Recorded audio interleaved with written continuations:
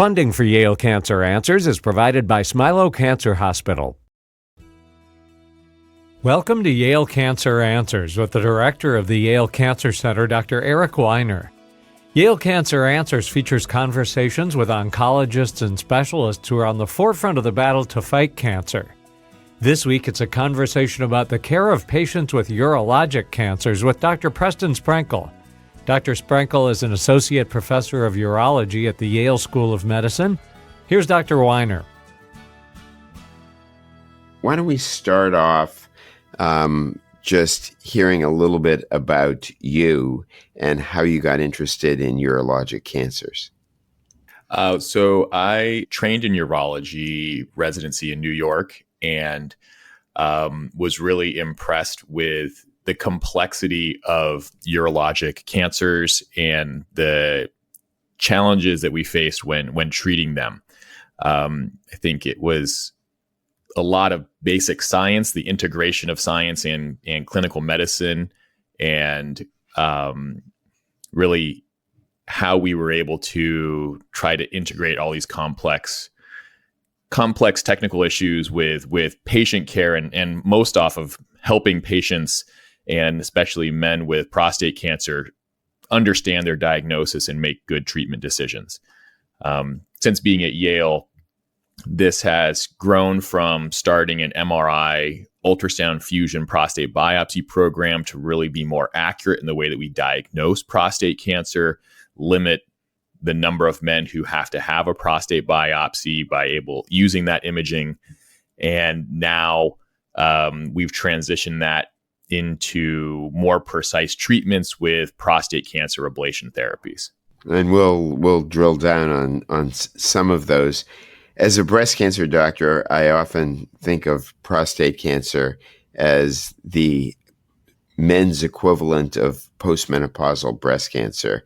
And I think it is in a number of ways. And one of those ways is that prostate cancer isn't just one disease. It's really a range of different diseases that can vary from those that are remarkably slow growing to those that are more aggressive. Can you just talk a little bit about first maybe the very slow growing prostate cancers and what does and doesn't have to be done in terms of treatment for some men? Yeah, no, thank you for that question. That really, I think there's a tremendous, almost rainbow of ways that we interpret and manage prostate cancers. A tremendous breadth. So low-grade prostate cancer, there is an ongoing international discussion about whether or not we should be calling it prostate cancer because it seems to have such a low likelihood of ever causing a man's death that we follow those routinely with something called active surveillance. So does not require treatment. We monitor it closely so that we can pick up early if it is one of those very rare cases that has the potential or will behave more aggressively in the future. So that used to be about half or more than half of the prostate cancers that we would diagnose. With now usage of better screening techniques, including this MRI imaging for the prostate, at most academic centers, it's now closer to about a third. So we've been able to avoid doing prostate biopsies and diagnosing these low-grade cancers in about a quarter of the men that we used to diagnose it in. Yeah, and I'm sure that even when someone's told that they have low-grade prostate cancer and it's unlikely to cause their death, it still causes some amount of distress. Definitely. No, yeah. I think and that's one of the largest challenges that we have is how to reassure these men who have all of a sudden gotten this cancer diagnosis that this is not something that is dangerous to them, and that in many cases, the management or a treatment for this prostate cancer is probably worse than the disease itself. And that is one of the major challenges that we have in managing prostate cancer. Yeah, well, here again is the parallel with breast cancer where we recognize that for some patients, we need new and better therapies. And there are still people who die of breast cancer in much the same way there are people who die from prostate cancer. but then there's a large population where we need to figure out how we can do less and achieve the same outcomes. So when you're identifying these patients who have low-grade prostate cancer, you still use a Gleason score? And you want to talk about that a little bit? That we do. So the Gleason scoring system has evolved somewhat. We're now using a Gleason grade grouping system because the historical Gleason score sort of went from 2 to 10, but we only considered things of a 6 or higher to be cancer. But intuitively, a 6 out of 10 seems bad. And so even though that's the lowest grade, Gleason grade, so a concerted effort by the International Society of Urologic Pathology, they regraded it or rebranded it as a grade group 1 through 5. So now we're on a 5-point scale. A 1 out of 5 is much more intuitively kind of low risk and low grade. But there still is, and there is actually an effort underway to reevaluate Gleason, especially now that we have a lot more genomic information about prostate cancer. There are efforts underway to reevaluate that. And is a Gleason 6 the equivalent now of a 1? That is correct. Yep. Okay. So grade group 1 is a Gleason 6. Grade group 2 is a Gleason 3 plus 4 equals 7. And that was the other confusing thing is you had a 3 plus 4 equals 7 and a 4 plus 3 equals 7. Those are now grades 1, 2, and 3. So it's a little bit more clear for us to be able to communicate. Yeah, no, it sounds that way. And it is the Gleason 6 or the new 1 where you're very often talking about active surveillance. Correct. All of the guidelines internationally at this point for grade group 1 or Gleason 6 recommend active surveillance. They recommend against treatment. And that is because the data suggests a greater than 99% 15-year survival without any intervention for men with grade group 1 prostate cancer. So some of us are very adamant about not treating anyone with Gleason 6 or grade group 1 disease. And as we've gained more experience, we've actually expanded that to a large percentage of men with grade group 2 prostate cancer, where we monitor them closely but do not require initial treatment. And of course, the reason that you want to try to avoid treatment is there are consequences. And maybe this is a good time for you to just touch on some of the problems that arise after either surgery or radiation for prostate cancer. Yes, no, thank you for that question. I mean, you're absolutely right. There are kind of two main reasons not to treat men with these low and intermediate risk cancers. One is we know that it's not dangerous, as we were talking about. There are now randomized clinical trials that show really minimal or no survival benefit to treating men with low and intermediate risk prostate cancer with 15 and even 20 years of follow-up. In addition to the survival safety, any treatments that we perform have significant or can have significant quality of life impact. So typically, because of the location of the prostate being in the middle of the pelvis, it's near the rectum, it's near the bladder, the urethra passes through the prostate. So this is going to impact potentially a man's urinary function, so their ability to hold their urine, their sexual function, their ability to get an erection or ejaculate, and also bowel function potentially, in like diarrhea or other problems. Surgery is most commonly associated with urinary incontinence. Radiation therapy has significant concern for sort of bowel dysfunction or bowel function disruption.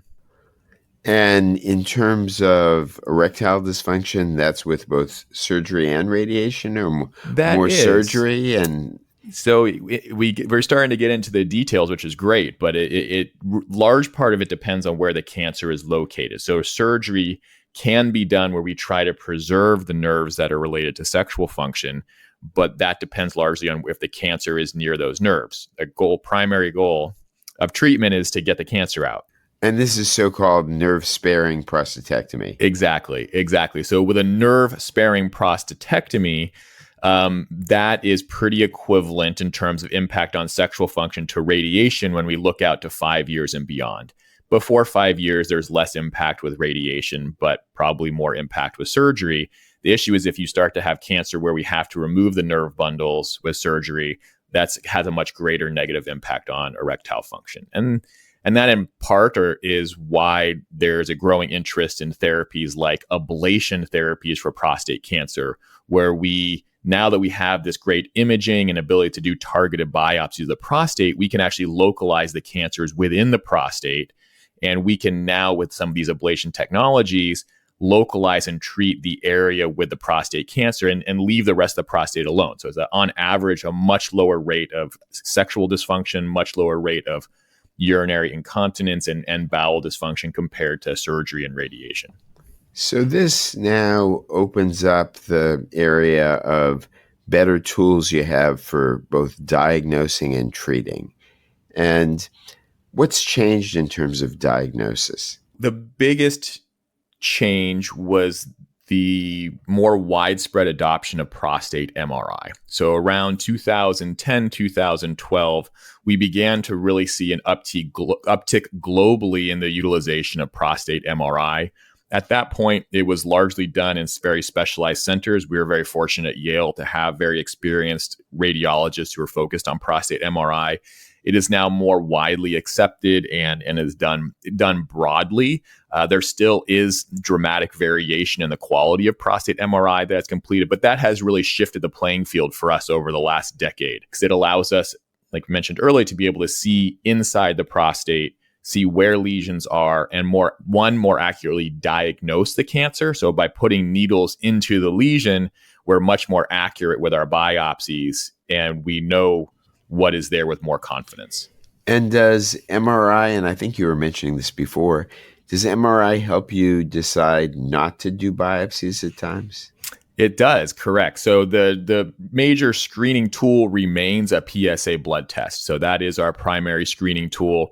It is recommended by the guidelines vary. It's a shared decision making, so deciding whether or not a man wants to be screened. But in general, that conversation should happen starting around age 50 to 55.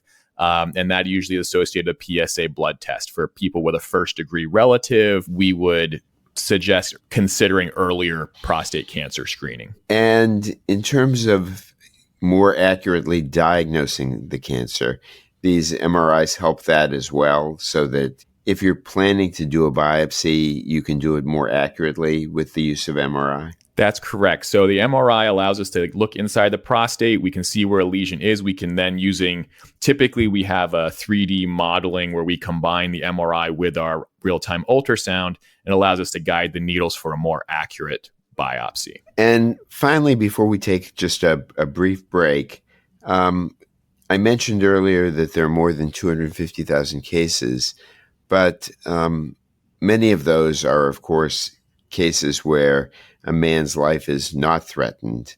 How many cases of prostate cancer are there where you're more worried about the potential impact on survival? And for that matter, how many deaths a year? Yeah, so that is a very good question. I mean, I don't know the exact number of deaths off the top of my head. It is pretty significant, though. The last number I recall was around probably 27,000. It is a percentage of the men who were diagnosed. It's really those with metastatic prostate cancer. So that where we really worry. And that's why screening and early detection is really, really important. Finding this cancer before it's metastatic allows us to intervene. And in many, many, many of those men, we can prevent the development of metastatic disease. So again, a disease where sometimes it's just very slow growing and sometimes more aggressive, and still a disease that threatens quite a number of people's lives. Well, we're going to take just a brief break, and we'll be back and continue our discussion about prostate cancer with Dr. Preston Sprenkle. Funding for Yale Cancer Answers comes from Smilow Cancer Hospital, where they will be hosting an in-person Cancer Survivors Day celebration on June 5th. For details and to register, please reach out to canceranswers@yale.edu. Breast cancer is one of the most common cancers in women. In Connecticut alone, approximately 3,500 women will be diagnosed with breast cancer this year. But there is hope thanks to earlier detection, non-invasive treatments, and the development of novel therapies to fight breast cancer. Women should schedule a baseline mammogram beginning at age 40 or earlier if they have risk factors associated with the disease. With screening, early detection, and a healthy lifestyle, breast cancer can be defeated. Clinical trials are currently underway at federally designated comprehensive cancer centers, such as Yale Cancer Center and at Milo Cancer Hospital, to make innovative new treatments available to patients. Digital breast tomosynthesis, or 3D mammography, is also transforming breast cancer screening by significantly reducing unnecessary procedures while picking up more cancers. More information is available at yalecancercenter.org. You're listening to Connecticut Public Radio. Good evening again. This is Eric Weiner with Yale Cancer Answers. I'm joined tonight by Dr. Preston Sprenkle, a urologic oncologist and an associate professor in urology here at Yale School of Medicine. We've been talking about prostate cancer. We're going to move on and talk a little bit about testicular cancer in just a few minutes.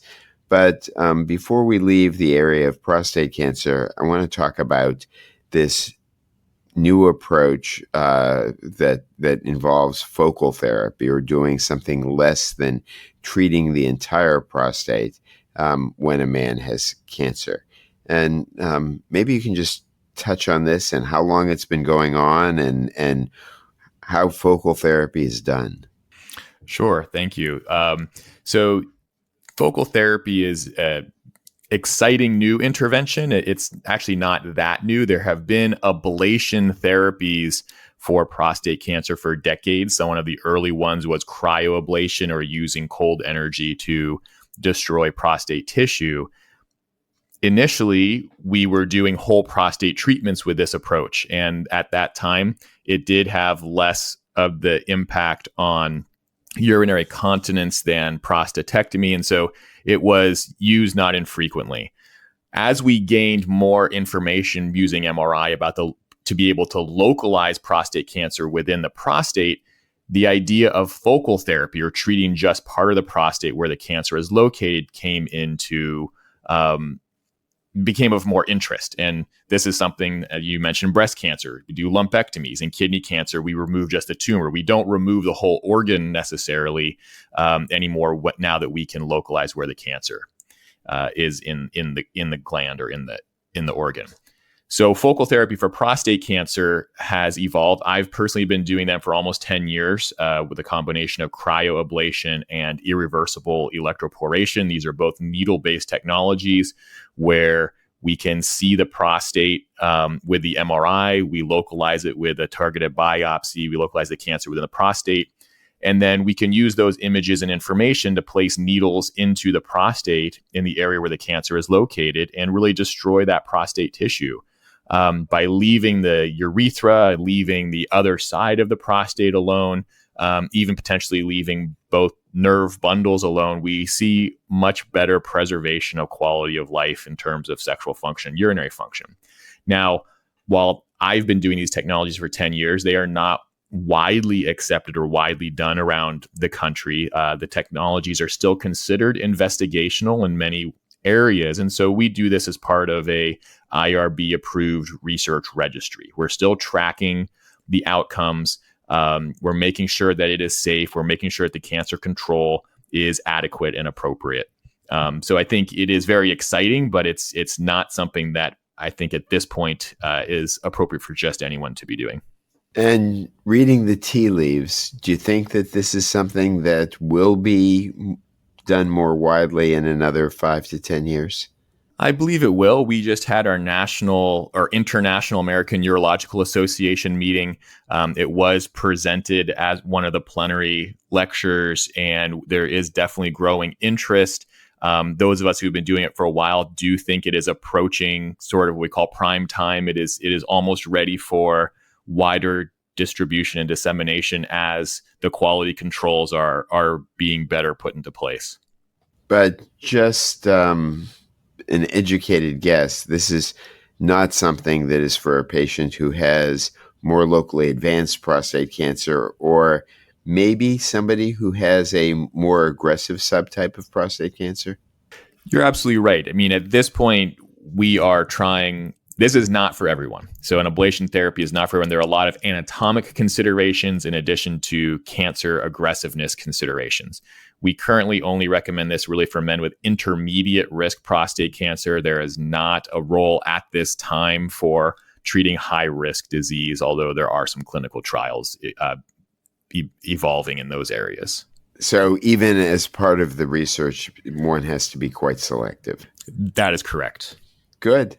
And then finally, there are still many men who need to have their prostate removed when diagnosed with prostate cancer.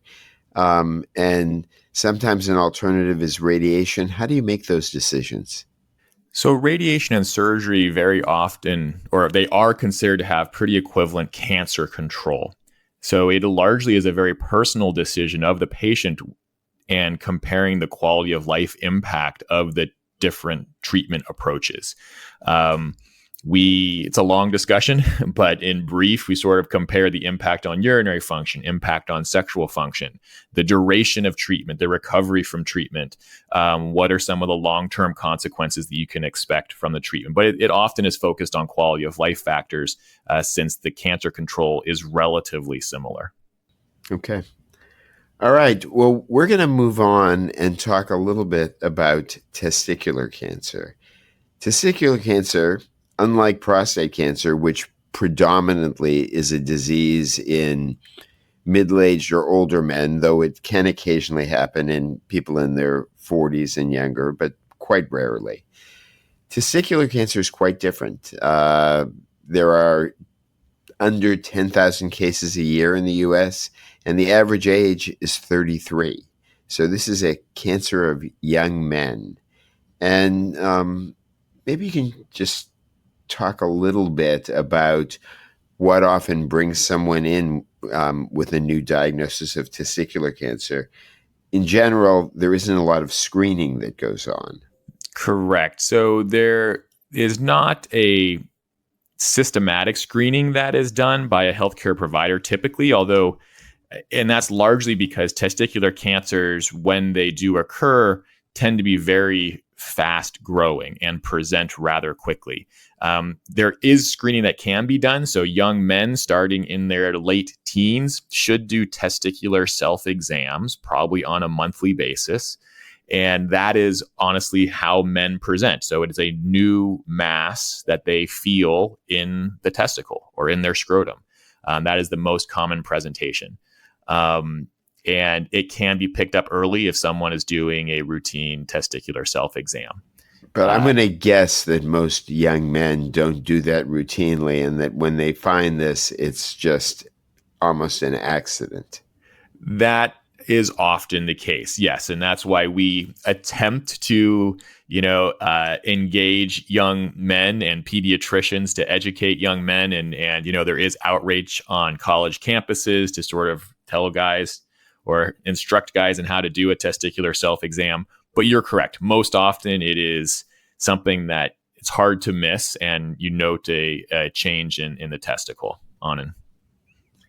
And there are a few different types of prostate cancer, some of which are potentially more aggressive than others, typically divided as seminomas and non-seminomatous cancers. Correct. Yeah. So testicular cancer has two large subgroups, and there are other small subgroups. Seminoma is the most prevalent or most common type of testicular cancer. And then we cluster a bunch of the others, embryonal and others into yolk sac, into non-seminoma. And that's because the prognosis with seminoma is quite good. The way that we treat them are a little bit different, but pure seminoma is often cured just by removal of the tumor alone. And whereas non-seminoma can also often be cured by that alone, but has a slightly higher rate of recurrence and needing additional treatment. Yeah, and testicular cancer, in truth, was the original huge success in medical oncology. It's the one tumor type, albeit rare, that early studies with chemotherapy demonstrated that you could dramatically increase the cure rate with the use of chemotherapy in these germ cell tumors, the non-seminomatous cancers. Correct. Yes. Chemotherapy use, especially in non-seminoma, because initially we used radiation therapy for seminoma. That has changed now. We now will often use chemotherapy for seminoma as well. But yes, it absolutely was one of our great success stories in oncology, especially because patients are young and we're able to have very, very high treatment success rates. I think the caveat to that, I mean, it's excellent that we're able to, save many people and keep them alive, but I still need to make a plug for early detection, because when we find these early and we can treat them with surgery alone, we don't have to give chemotherapy. And the longer that we wait, the worse the cancer is, the more chemotherapy is needed. And the more chemotherapy, again, the more side effects. And especially in young men who have a long time to live after treatment, we do unfortunately see that secondary cancers and other problems can develop when we have to give more chemotherapy. So still is very important to kind of, if you hear this, if you're a young man, a testicular self-exam is something you can do in the shower once a month. It's not difficult, doesn't take much time. And it can definitely, if God forbid something happened, it can, by detecting it early, it can help prevent a lot of difficulty down the road. I think it's a really important message, because the chemotherapy, while relatively brief, meaning a few months, is not for the faint of heart. And it's tough chemotherapy, and no one wants to get it if they can manage to avoid it. And I think, the other message is, because young people tend to sometimes put things off, is if someone finds something, they need to take action and see their doctor, and not just wait until it gets bigger and bigger. Correct. And it's very easy for us to do an evaluation. So it's a quick physical exam to see if we feel something in the testicle, and then an ultrasound. So it's a really non-invasive initial diagnostic evaluation. Yeah. Well, that's important. And what are some of the things that can masquerade as testicular cancer? So what other kinds of lumps arise in the testis?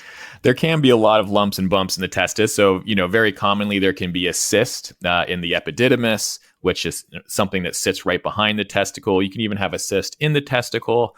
Varicocele, sort of this bag of worms feeling that people describe as just a vein that's in the scrotum. So there are other things that can definitely masquerade as a testicular cancer, but again, all of those can pretty easily be differentiated with a scrotal ultrasound. So if you feel something that's abnormal, just get it checked out. And this is a situation where you're not doing things like focal ablative therapy, you're doing surgery. If someone has testicular cancer, what does the surgery involve? So the surgery for testicular cancer is often removal of the involved testicle. So a surgical removal of the involved testicle. Men have two testicles typically, and so removing one does not appear to change the fertility risk or change testosterone levels. So if there is someone who has only one testicle, we will consider doing a partial orchiectomy, removing just the tumor, but that's a very rare occurrence. Dr. Preston Sprenkle is an associate professor of urology at the Yale School of Medicine. If you have questions, the address is canceranswers@yale.edu, and past editions of the program are available in audio and written form at yalecancercenter.org. We hope you'll join us next time to learn more about the fight against cancer. Funding for Yale Cancer Answers is provided by Smilow Cancer Hospital.